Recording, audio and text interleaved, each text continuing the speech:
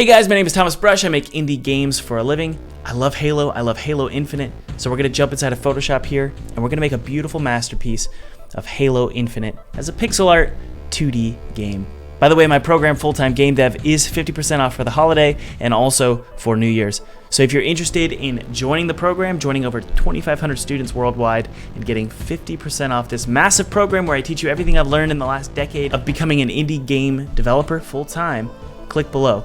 Otherwise, I'll see you after the video. Be sure to stick around to see the final result.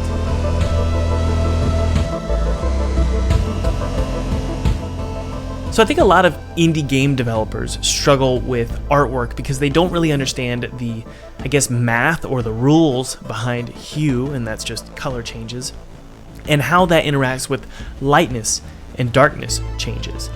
What I do, because I'm kind of a layman when it comes to artwork, what I'll do is I'll take a screenshot from an actual game, so in this case Halo Infinite, and then I'll take colors from that screenshot and I'll create a gradient out of all of those colors. You can see the gradient there at the top left-hand corner. So in this case, as we come closer and closer towards the camera, we're going from this light blue to this dark green.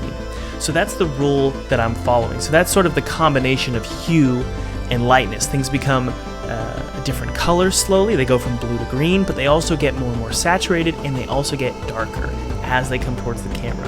That rule creates this shifting horizon, right? It makes it look like there's a lot of depth, there's a lot of fog and atmosphere, which Halo is really known for, especially in its outdoor levels.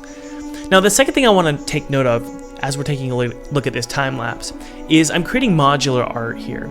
The background elements are not modular art, okay? Those are actually going to be looping or tiling sprites that just go left to right.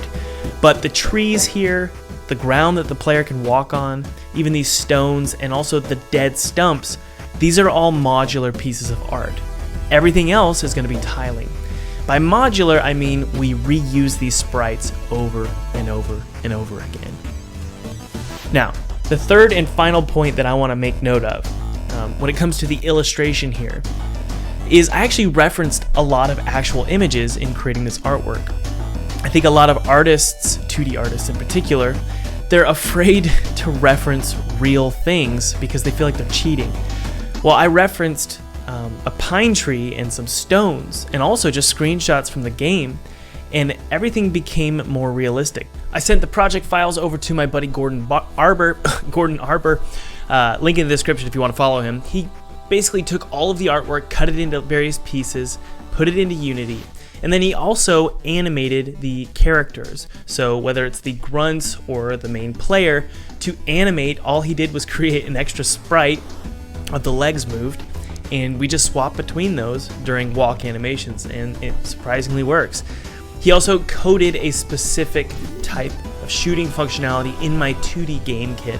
By the way, you can download that 2D game kit below, it's totally free.